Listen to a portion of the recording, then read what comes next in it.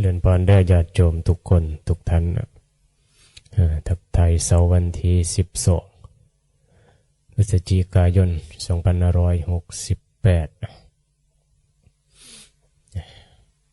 นี่แหละเวลาก็รับไปหายไปแต่ละมื้อแป๊บเดียวอยู่อย่างเป็นผู้มีการศึกษาชีวิตก็สิอยู่แบบว่างๆอยู่แบบบ่อะไรเอาบ่อนอย่างไรอยู่แบบมีธรรมอยู่แบบเข้าใจนั่นแหละว่าศึกษาธรรมะเพิ่นก็ว่าศึกษาเพื่อความเข้าใจเข้าใจธรรมชาติเข้าใจความจริงนั่นแหละสิ่งที่พระพุทธเจ้าตรัสรู้ก็คือความจริงนะเนาะความจริงเนี่ยมันบ่แม่นตัวตนความจริงที่บ่มีไผต่อต้านได้บังคับอย่างใดแต่น้อยคนเนาะที่ยอมรับความจริงนึกว่าคนโง่นี่บ่เยอะยอมรับความจริงเลยรับบ่ได้ต่อต้านเพราะหยังเพราะมันมีความเห็นนั่นแหละบ่ยอมรับก็คือว่าบ่มาทำความเข้าใจหรือศึกษาสิ่งที่มันเป็นไปแบบนี้ก็เลยรับบ่ได้แล้วก็ต่อต้านผมว่าบ่จะศึกษายอมรับก็เลยเห็นไปตามความเห็นเจ้าของก็คิดว่าเจ้าของคิดทึอะไรแต่ที่จริงแล้วมันก็เป็นสิ่งแค่ความคิดมันหลอกลวงเจ้าของให้คิดให้หลงให้ยึดนั่นแหละว่าเจ้าของคิดทึแต่แม้แต่ความคิดก็ยังบ่เห็นว่ามันบ่เที่ยงแค่ว่าความคิดทึนี่ก็ยังมันก็ยังบังคับบัญชาบ่ได้เห็นอยู่บ่ว่าเจ้าของคิดทึนี่มันยึดได้มันมีตัวยึดว่าทึนี่คือความสุขแม่นบ่คือความเห็นนะเจ้าของคิดทึนี่ดีแล้วทึแล้วความเห็นกูทึแล้วเป็นอันนี้มีความสุขกับสิ่งปรากฏนี่แหละคิดทึแล้วส่วนมากสัตว์โลกสิคิดแบบนี้แล้วก็มีความเห็นเป็นมตินะเป็นมติเอกฉันท์ว่าเฮาคิดแบบนี้แหละเฮาคิดทึเนี่ยไปคิดแบบพระพุทธเจ้าคิดดอกคิดหมดความเจ็บความแก่ความตายมันมีแต่ความทุกข์เฮาคิดแบบเฮาดีกว่าแล้วความคิดแบบโลกเห็นบ่อย่างว่าคนในโลกเนี่ยคนโง่มักมองว่าโลกนี้สวยสดงดงามเสมอนะเห็นบ่ความสวยสดงดงามนี่เป็นความเห็นของคนโง่เป็นความเห็นของสัตว์โลกมันเวียนอยู่บ่ล่ะเขาก็บ่ยอมรับเห็นบ่เขาก็ไปหาเบิ่งว่ายังสวยงามอาหารแซ่บก็ว่านั่นแหละมันสวยมันงามมันถือใจมันมีความสุขมันก็เลยมีความสุขโลกนี้มันมีความสุขเฮาสิอยู่แบบทุกข์แค่หยังนะก็เลยว่าเขาก็มองว่าโลกนี้สวยสดงดงามสำหรับเขาเกิดมาก็ต้องหาความสุขบ่แม่นบ่สิไปหาความทุกข์แค่หยังก็มีคำเว้าแบบนี้ก็แม่นอยู่หั่นล่ะมีแม่นแบบภาษาโลกอ่ะแต่แม่นแบบภาษาของธรรมแบบผู้ฉลาดเกิดมาเพื่อเรียนรู้ความจริงสัจธรรมชีวิตหาความจริงว่ามันสุขจริงอยู่บ่ทุกข์มันก็คือทุกมีทุกข์อยู่นะแม่นบ่ที่เฮาหาความสุขก็ย้อนว่าทุกข์นั่นล่ะเฮาบ่อยากทุกข์เฮาก็เลยหาแนวที่ว่าเฮ็ดให้เฮาสุขแนวใดเนาะสิเฮ็ดให้เฮาสุขตาไปเห็นรูปหยังจังสุขเนี่ยมันก็ทุกข์ตัวกินหยังจังแซ่บจังสุขเห็นบ่กินบ่แซ่บก็ทุกข์เพราะว่าทั้งที่จริงเนี่ยพระพุทธเจ้าสอนให้อยู่กับสิ่งปรากฏอย่างบ่เป็นสุขเป็นทุกข์อย่างเข้าใจอะไรเห็นบ่เนี่ยจังหวะศึกษาธรรมศึกษาให้อยู่คณะเพื่อความเข้าใจเนี่ยเพื่อฉลาดนี่แหละคือความว่างความสุขที่แท้จริงที่บ่ต้องอิงอาศัยอหยังมาล้อนี่คือหลักสัจธรรมที่ว่าความเห็นโลกคือว่าล่ะบ่มาศึกษาธรรมบ่ยอมรับความจริงนี้แม้ว่าหูได้ฟังธรรมอยู่ก็ยังบ่ยอมรับยังบ่เรียนรู้ที่จะเข้าใจเฮาเจ็บเฮาป่วยเป็นธรรมดาแหละไม่ได้แม้นว่ามันเป็นเรื่องที่ต้องต่อต้านมันเนาะรักษาไปหั่นล่ะรักษาหายก็ธรรมดาบ่หายก็ก็ธรรมดาคือกันได้มีเหตุปัจจัยให้บ่หาย เหตุปัจจัยให้หายจากโรคมันก็ความทุกข์ลดลงแม่นบ่มันหายป่วยก็มันบ่ป่วยมันก็ความทุกข์เพิ่มขึ้นเป็นย้อนหยังย้อนหยังล่ะย้อนเหตุปัจจัยย้อนกรรมเนี่ยแต่ว่าในแนวมองของสัตว์โลกเนาะในระดับโลกิยะก็เพื่อนว่าเป็นกรรมล่ะแม่นบ่เกิดมาก็ต้องใช้กรรมเพิ่นว่าได้ภาษาโลกภาษาธรรมเกิดมาด้วยเหตุปัจจัยผู้ภาวนาสิเห็นว่าเป็นธรรมดาป่วยก็ธรรมดาแก่เจ็บตายธรรมดาเหตุปัจจัยและตราบใดที่ยังบ่พ้นจากความยึดอุปทานขันธ์ก็ยังต้องเกิดมาเจ็บมาแก่มาตายอีกนี่เพิ่นเห็นเหตุอันนี้มันจังภาวนาเพิ่นจังมองให้มันเป็นธรรมเป็นเหตุปัจจัยล่ะมองเป็นธรรมเฮามันยังมองด้วยความยึดบางทีได้รับความเจ็บป่วยก็คิดว่าผู้ใดเฮ็ดให้เฮาเจ็บเฮาป่วยนี่สิไปโทษเขาไปแค้นเขาอีได้เขามาด่าเดี๋ยวนี้เจ็บใจเป็นบ่ด่านี่เจ็บใจได้ร่างกายมันบ่ได้เจ็บได้เสียงด่าออกมานี่เป็นบ่แต่มันรู้สึกว่าเป็นทุกข์ในใจมันเจ็บในใจมันมีความยึดในความมีตัวตนก็เลยทุกข์ใจบ่ยอมบ่ยอมเลยมันทุกข์เด้มันเลยบ่ยอมมันมีกูทุกข์ถ้าเป็นธรรมแล้วมันมีไผด่ามันมีไผทุกข์เห็นมองเข้ามาในใจเพราะว่าครูบาอาจารย์จึงสอนให้เรามีสติในธรรมเพ่งธรรมก็คือเพ่งกายเพ่งใจเจ้าของนั่นแหละเพ่งอารมณ์ที่มันเกิดขึ้นที่เข้าหลงในอารมณ์เนี่ยมันบ่เป็นธรรมะมันบ่เพ่งธรรมมันเพ่งอหย่างล่ะมันเพ่งกิเลสเพ่งตัวเพ่งตนเพ่งหาเรื่องนั่นแหละโมโหว่าเหตุของทุกข์คือตัวเจ้าของนี่เองมีความเป็นเฮาโผล่ขึ้นมาเนี่ยมันบ่เห็นธรรมเอาความเป็นกูมันก็เป็นธรรมแหละบ่มีอย่างเกิดขึ้นมีธรรมชาติที่เกิดขึ้นเท่านั้นด่าก็เป็นธรรมะเป็นธรรมชาติเข้าใจในกิเลสตัณหาคนเข้าใจในกิเลสตัณหาว่ามันเป็นเหตุให้เฮาเป็นทุกข์คือเฮาอย่าด่าเขาเห็นบ่ก็เห็นแหละว่าเขาได้จะด่าเฮาเฮ็ดหยังก็ย้อนว่าบ่พอใจผู้นั้นก็จะด่าแม้แต่ด่าหมาด่าลมด่าฝนคือกันฝนตกมาหยังกำลังตะเขาเห็นบ่ ด่าฝนนี่มันเป็นทุกข์แหละ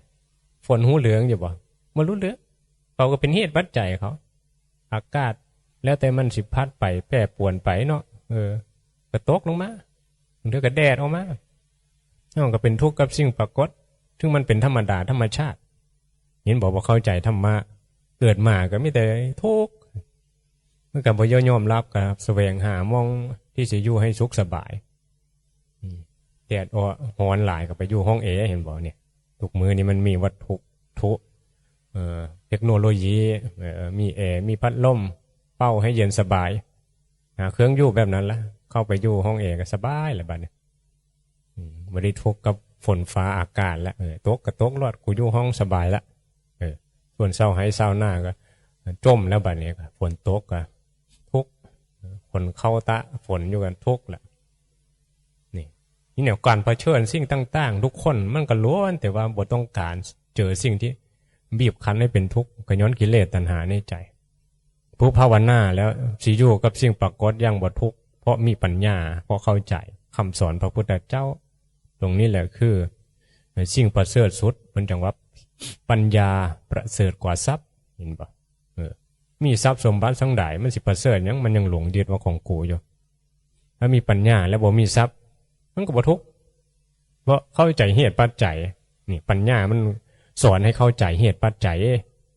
ว่ามันเฮาเฮ็ดมาในนี้เฮาทุกข์เฮาจังทุกข์ย้อนบ่เคยให้ทานร่างกายบ่สวยบ่งามย้อนบ่รักษาศีลสติปัญญาบ่มีบ่เข้าใจธรรมย้อนบ่ฟังธรรมฟังคือบ่เข้าใจตั้งแต่ก็บ่ตั้งใจฟังบ่น้อมใจฟังให้ดิสิเข้าใจหยังแม้มีโอกาสมาฟังก็บ่เข้าใจก็ย้อนว่าบ่ยอมรับบ่ปฏิเสธนั่นล่ะมันสิแม่นบ่เนี่ยลบลู่ก็มีได้ก็เลยเฮ็ดให้เจ้าของบ่เข้าใจฟังธรรมพระพุทธเจ้าเพิ่นก็เคยลบลู่พระพุทธเจ้าองค์กรคือกันเลยเพิ่นจังกว่าสิเข้าใจธรรมนี่มันก็เลยต้องทุกข์ทรมานมันเป็นกรรมเป็นเหตุปัจจัยอยู่เป็นสิ่งที่เจ้าของคิดแล้วก็เฮ็ดเองทั้งหมดล่ะเห็นบ่มันเฮาต้องฟังให้เข้าใจเฮาสิเกิดปัญญามาสิฮู้เหตุเลยว่าที่เฮาเฮ็ดมานี่เฮาก็ต้องยอมรับแม่นบ่การยอมรับการเข้าใจ สิ่งที่เผชิญอยู่โดยที่บ่มีตัวตนมาเสพมาหลงอันหลักคือปัญญามันเลยบ่เป็นทุกข์อันนี้เฮาบ่เข้าใจบ่มีปัญญาในทางธรรมอีหยังเกิดขึ้นเผชิญกับหยังก็ทุกข์ไปเรื่อยๆอยู่ในนี้แหละแล้วก็สิ่งสำคัญคือคนทั้งหลายสัตว์โลกทั้งหลายก็บ่อยากเจอสิ่งที่มันเป็นทุกข์คือว่าเกิดมาก็เลยแสวงหาสิ่งใดสิเฮ็ดให้เฮาได้รับความสุขก็เลยแสวงหาเงินหาทองหารูปเสียงกลิ่นรส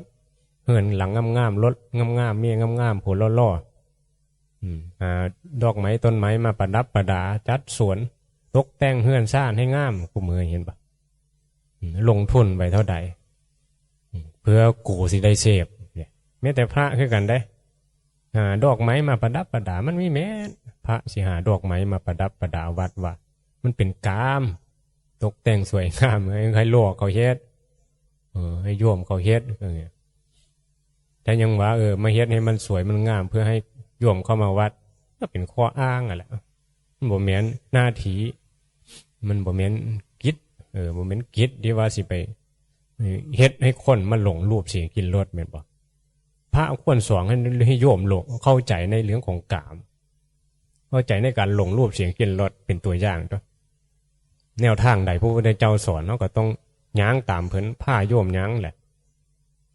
คนฉลาดก็สิย้างตามคนบ่ฉลาดก็บ่ตามคือว่าหั่นล่ะก็น้อยหั่นแหละคือสิย้างตามทางพระนิพพานคือการเรียนรู้ให้มันเห็นโทษของกามรูปเสียงกลิ่นรสนั่นแหละสร้างวัดว่ามาสวยงามชื่อเพื่อหยังเนี่ยก็สร้างให้มันสวยงามได้แม่นบ่ศาลาวัดวิสาขามีเงินหลายบัดอนาถบิณฑิกาเศรษฐีก็สร้างให้เป็นเศรษฐีมันก็สามารถสร้างให้อย่างงามได้เพิ่นมีเงินมีทองเนาะคือสิ่งที่เพิ่นสร้างเพิ่นก็ได้รับนั่นแหละได้รับผลเหตุปัจจัยคือสร้างเลยกับเพิ่นก็ได้อยู่ในสิ่งที่อานิสงส์แม่นบ่คือเป็นเรื่องของกรรมได้การสร้างอย่างให้มันสวยงามเนี่ยแต่ว่าเหตุปัจจัยของเรามันพอสร้างได้ตามกำลังนะกำลังซ้ำไรซ้ำนี้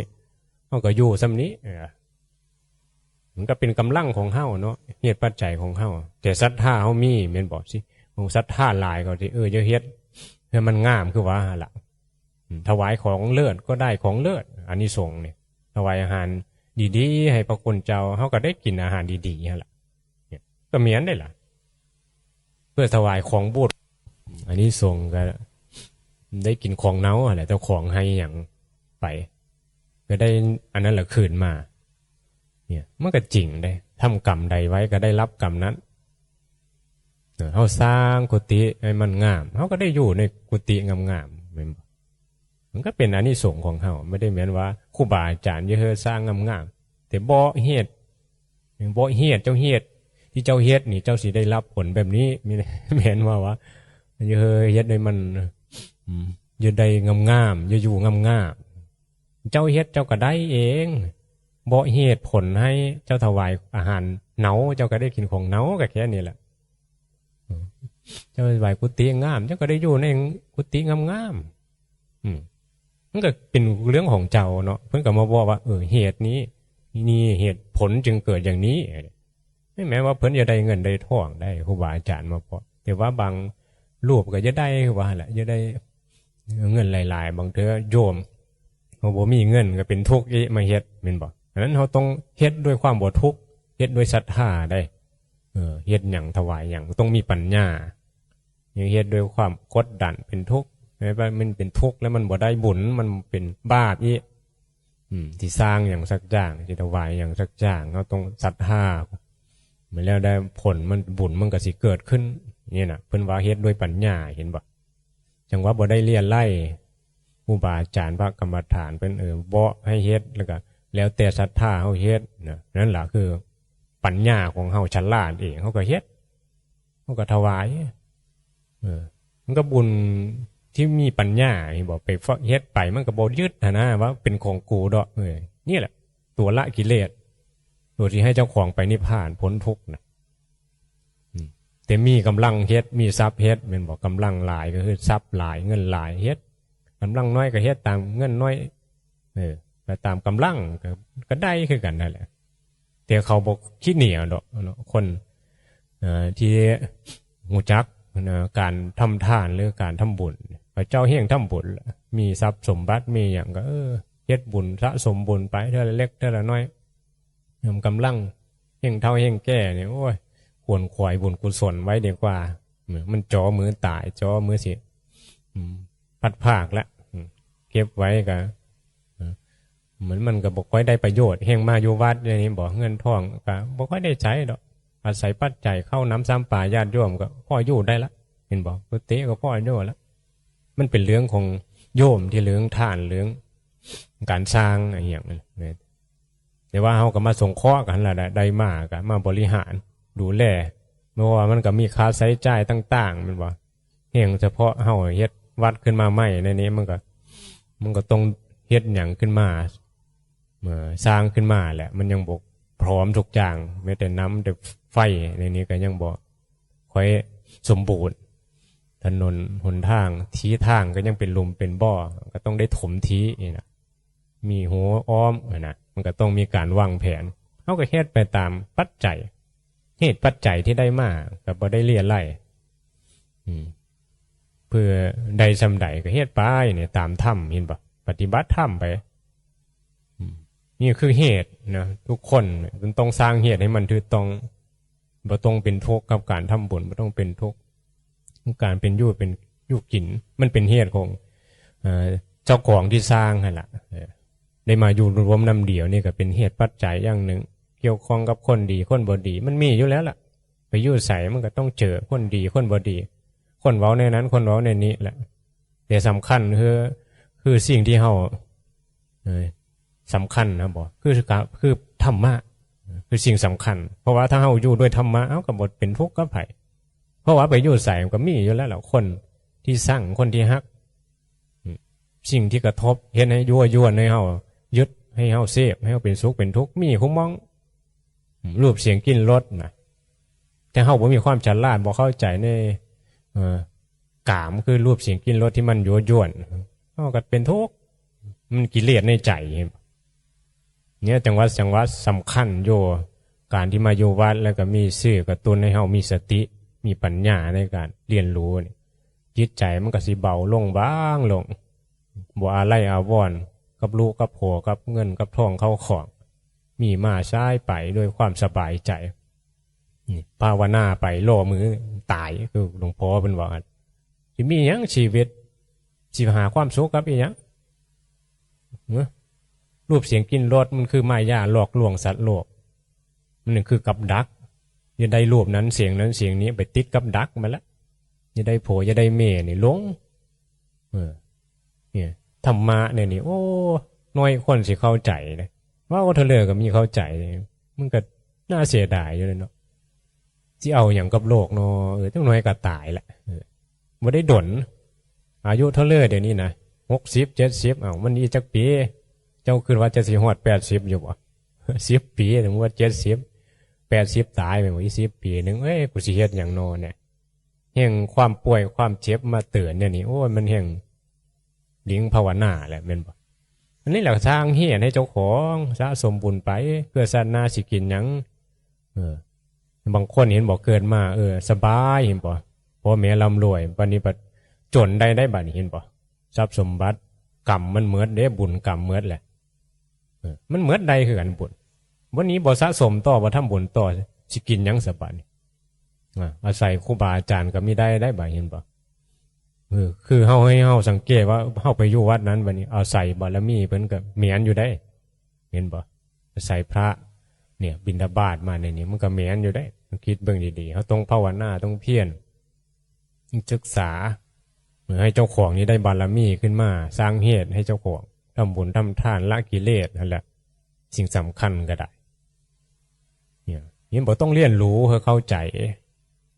แม้นมาอาศัยเพิ่นสุขสบายก็บอกจักซอยเหลือการงานอย่างสงเคราะห์กันหรือแม้แต่ภาวนาก็บอกภาวนามันก็มีแม้นได้เราต้องจักหน้าที่ของพระของนักบวชของผู้ปฏิบัติมาโยวัดนี่แหละสร้างประโยชน์ให้โลกเนี่ยมันจึงเป็นบุญที่ยิ่งใหญ่คือว่าล่ะเขาได้โอกาสมาทำหน้าที่ที่เป็นสื่อให้คนเกิดบุญได้โดยเฉพาะเป็นพระชี้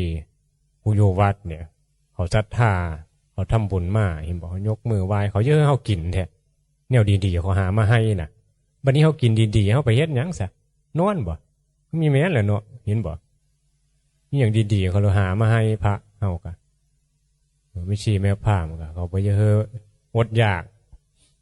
อีอย่างเขากับฉันมื้อเดียวแม่นบ่พ่ออยู่ได้เห็นบ่ก็ภาวนาปฏิบัติอย่าเป็นคนโลภโกรธหลงแหละอยู่เป็นผู้เลี้ยงง่ายกินอย่างก็กินไปเลี้ยงง่ายเนี่ยมันก็เป็นตาเลี้ยงแหละแม่นบ่ เป็นตาเลี้ยงคือเลี้ยงงูเลี้ยงควายนี่บ่เลี้ยงหมานี่แหละ ก็มีแม่นดอกก็เลี้ยงง่ายคือบ่ได้เลี้ยงมากกันละบิณฑบาตได้หยังมาก็ชันไปเห็นบอกคือคู่ควายคือโง่คือว่าน่ะสิว่ากันมันเลี้ยงง่ายเฮาก็จะเลี้ยงมันบ่บางตัวเป็นเลี้ยงมันอย่าสนเฮาว่าบ่เอาแล้วว่าเลี้ยงหมาคือกันมันกัดเฮาก็บ่อย่าเลี้ยงมันพระคือกันนั่นแหละเห็นบ่ เปรียบพระคือเดี๋ยวกับหมากับควายได้แท้คือเปรียบในนี้เนาะว่าล่ะมันหมายถึงการดำรงชีวิตแบบสมถะสันโดษเห็นบ่อยู่แบบบ่เบียดเบียนญาติโยมเหมือนกันแต่ก็มีผู้ฉลาดเขาเยอะพระอยู่ดีกินดีชันดีจังได้สร้างกุฏิงามๆให้เพิ่นอยู่ให้เพิ่นภาวนาเพราะเขามีศรัทธาวิสาขาอนาถบิณฑิกาเศรษฐีเนี่ยมีศรัทธาเนาะก็เลยสร้างวัดให้พระอยู่บ่มีมงอยู่ให้เพิ่นภาวนาปฏิบัติธรรมแล้วก็สอนญาติโยมที่จะให้บ่ทุกข์นำนี่โอ้ยมันดีแท้นี่มีวัดขึ้นมามีศาสนาพุทธให้ความรู้ให้ข้อมูลในการดำรงชีวิตมีหูจักการเวียนว่ายตายเกิดหูจักกฎแห่งกรรมโอ้ดีเฮาสิเฮ็ดแต่ความดีทำบุญทำทานไปบ่รู้บ่หลานพระวันศีลให้เว้นให้ละให้ขลั่มแนวใดมันบ่ดีโอ้พูดปู่ย่าตายายเพิ่นสอนมาถูกต้องแล้วนี่ของประเภทนี้มี12ของ14เฮ็ดมาเพื่อเป็นการรักษาความประเภทนี้ที่ดีงามทำบุญทำทานดีคือกันพอได้มาฟังธรรมอริยสัจสี่ตามพุทธศาสนาแล้วโอ้มันแห่งศรัทธาขึ้นประเภทนี้ก็เป็นการสอนให้คนได้ทำความดีก็ดีอยู่แต่ยังบอกเข้าถึงความจริงที่เฮาเป็นทุกข์กันอยู่เฮาก็ยังทุกข์คือเก่ายังบ่รู้เหตุของทุกข์ยังบ่ได้เกิดสัมมาทิฏฐิคือว่ายังบ่รู้ในอริยสัจคือจึงเป็นสิ่งที่ควรเผยแพร่กันให้เข้าใจกัน